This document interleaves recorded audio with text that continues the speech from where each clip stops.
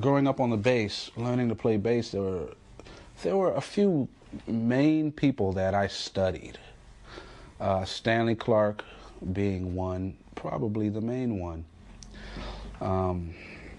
Jaco Pastorius was another. And Larry Graham was another. And of course there were Bootsy, Louis Johnson, James Jamerson. Even though I didn't know who James Jamerson was, I just knew the music.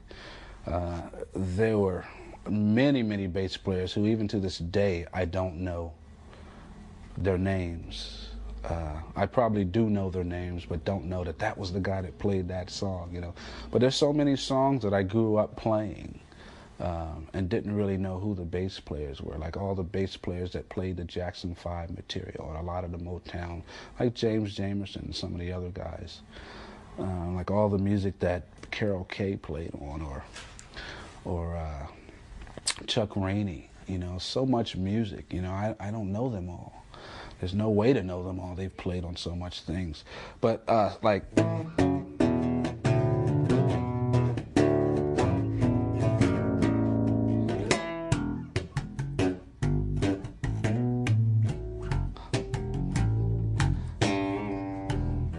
I mean, everyone knows that. I mean, I grew up on that stuff, you know, all the Stanley stuff.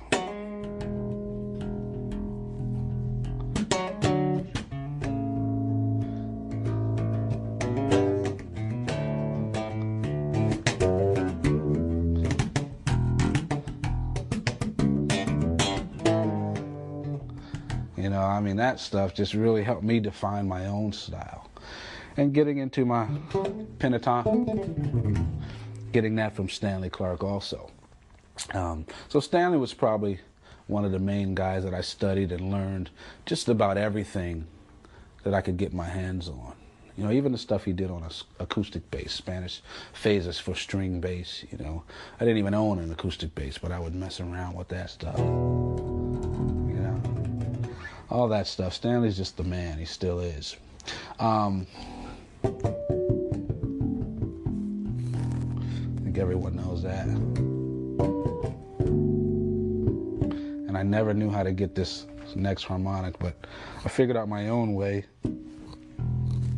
by hitting it up here with my thumb. I also found out you could fret this note and stretch, which I could never do.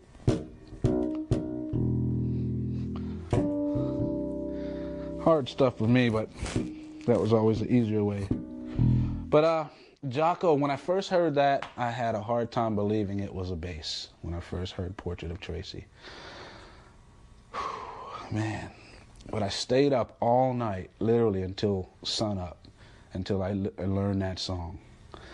You know, and I didn't learn it exactly right, I'm sure, but in searching for it, that's what's developed my whole harmonics, using the overtones on the bass. That's where it all came from, that one night of study on Jaco's Portrait of Tracy. And what I learned from that, there's a couple chords that I still use, and it's in the key of G or C. I got that from Jaco, and same thing, fourth down. All right? So you get, or here. So C, G. All right? And then I realized also from that song, Portrait of Tracy, that these two harmonics can be taken down a half step, and they still work. So, that's pretty, that flat 5 in there. So all that I got from that song. I also realized that a lot of these harmonics that you get from the third, between the 3rd and 5th fret, I tell you what, we'll just stick with these for now, the same ones. That pattern, it's like a backwards diagonal, kind of going from there to there.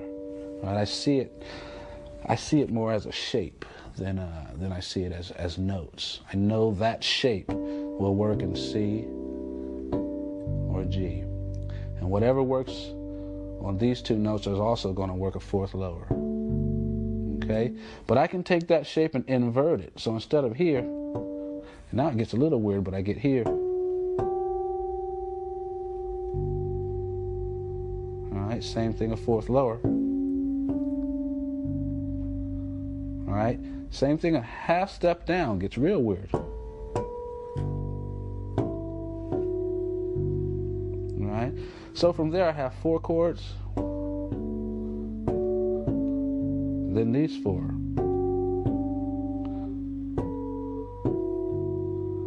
Pretty stuff. And all that's within these 3 frets.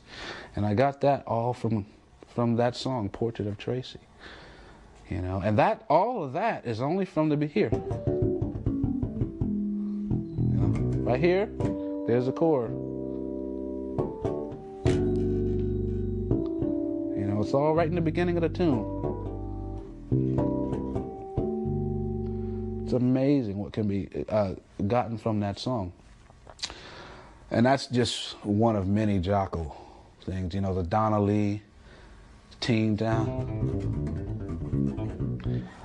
I mean, I don't know any bass player that hasn't learned that. Jocko is really the one that got all of us playing jazz lines. And I'm not even good at it, but he got me there. He got me where I'm at.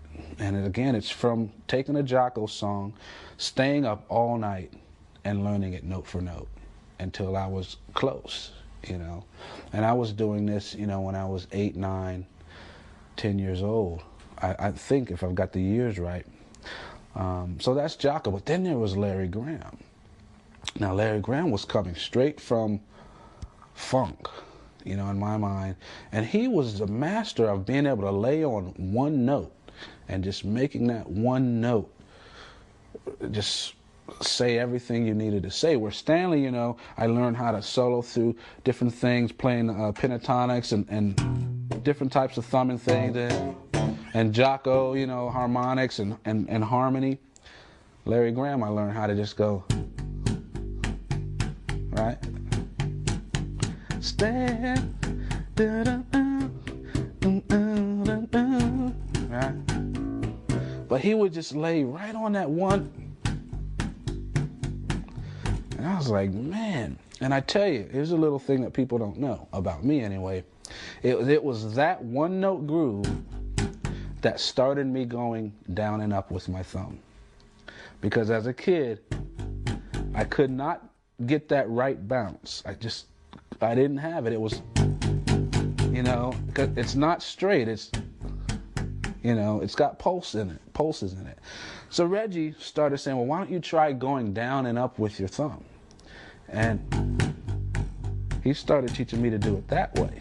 And that was the start of everything. It actually came from Larry Graham. So that's pretty neat, little trivia.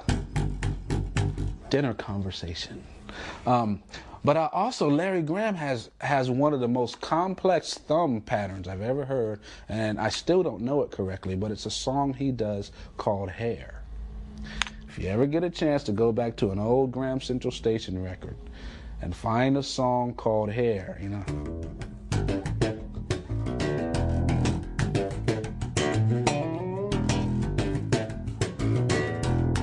And that's not even right. His is more skanky and just a lot better, man. He's so cool.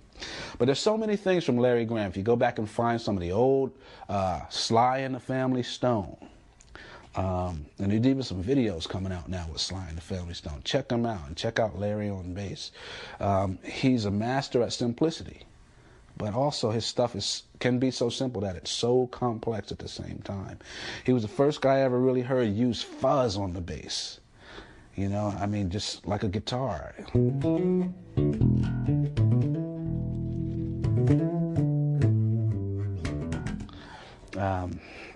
Bad example, but man, he's so great at it. Go find all the Larry Graham you can find.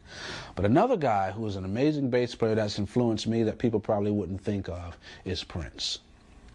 Prince had a song called Let's Work. I don't even remember which album it was on, but